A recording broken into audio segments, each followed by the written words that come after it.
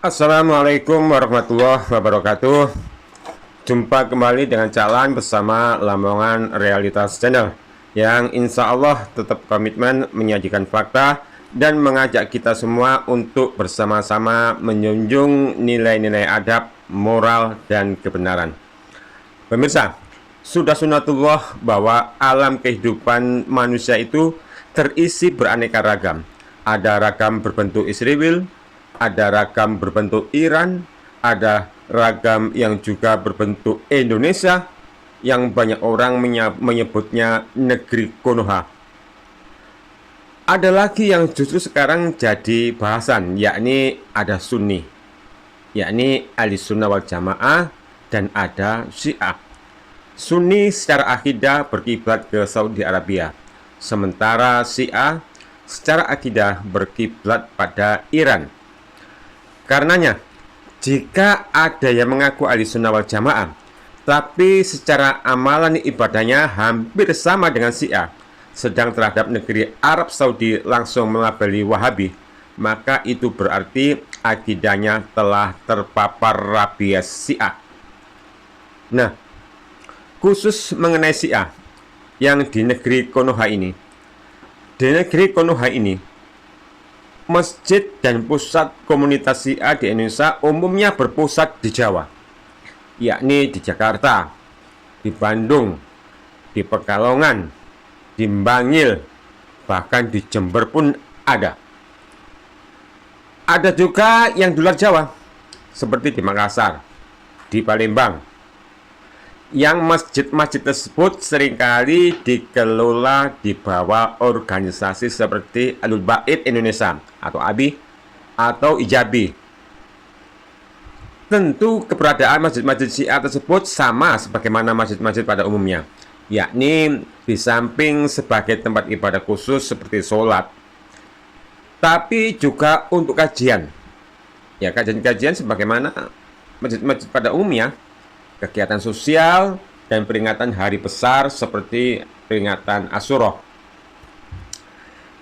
Tapi yang jadi pertanyaan bagi saya, kenapa dari sekian banyak kegiatan-kegiatan ibadah di masjid-masjid Syiah maupun di pondok-pondok pesantrennya Syiah itu, kok nggak pernah saya mendengar kegiatan-kegiatan ibadah mereka itu dibubarkan?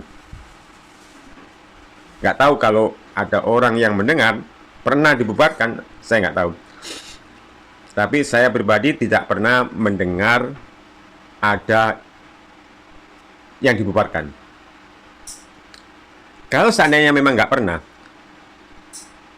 apakah alasan tidak pernah dibubarkannya jamaah Syiah ini karena Syiah dianggap tidak suka membid'ah-bid'ahkan amalan golongan lain? Kenapa?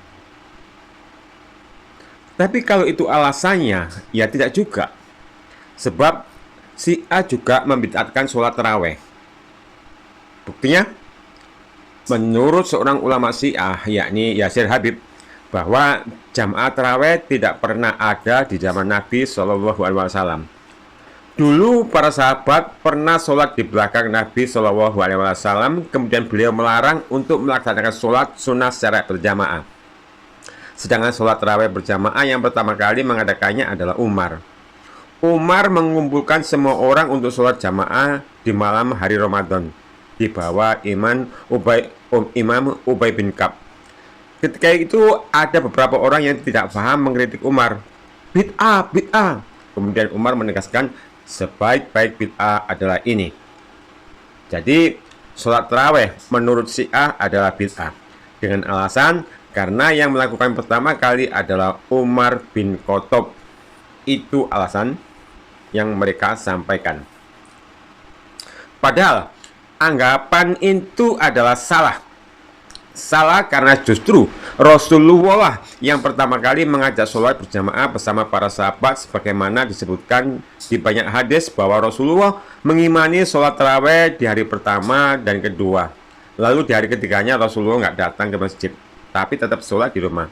Karena memang kalau Rasulullah datang ke masjid, Rasulullah khawatir dianggap bahwa sholat tarawih itu dianggap wajib. Untuk menghindari anggapan itu, maka Rasulullah tidak datang. Tapi kemudian di hari yang lain, Rasulullah kembali memimpin sholat tarawih. Hanya saja di masa Khalifah Abu Bakar, sholat tarawih jadi vakum karena sang khalifah disibukkan memerangi kaum yang murtad sepeninggal Rasulullah.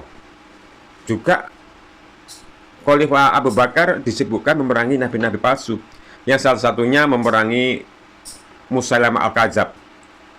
Dan bukti lain bahwa sholat tarawih merupakan sunnah Rasulullah adalah adanya ucapan Rasulullah, "Man qama ramadhana imanan wa ihtisaban ghufira lahu ma taqaddama min dzambih." Barang siapa melakukan qiyam pada bulan Ramadan karena iman dan mencari pahala, maka diampuni untuknya apa yang telah lalu dari dosanya. Jadi, sholat tarawih itu termasuk sunnah qauliyah sekaligus sunnah fi'liyah. Lalu kenapa kaum Syiah membid'ahkannya?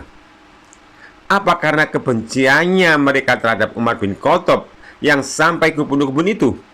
Hingga Umar bin Khattab yang memprakarsai menghidupkan kembali sunnah yang pernah vakum di masa Khalifah Abu Bakar, jadi dibid'ah-bid'ahkan sunnah Rasulullah tersebut. Dan lagian, tak pantas kaum Syiah menjustifikasi suatu amalan bid'ah yang dikonotasikan buruk, sementara amalan-amalan yang tidak diamalkan, yang tidak diperintahkan, seperti peringatan Asyura, kawin mut'ah, ngalap berkah kuburan, dan masih banyak amalan-amalan lain, tapi malah diamalkan dengan khusyuk oleh mereka. Maka dari apa yang memang fakta ini, di mana kaum Syiah yang membangun akidah mereka di atas kebencian dan ratapan, lalu kemana brigade yang suka membubarkan pengajian ini? Gimana coba? Tapi sudahlah, bukankah nubuat telah menjelaskan bahwa masa akhir zaman ini telah waktunya terisi oleh bermunculannya suatu kaum yang membawa diksi-diksi yang harus diperankan agar alur cerita kerusakan bisa berjalan pada puncak.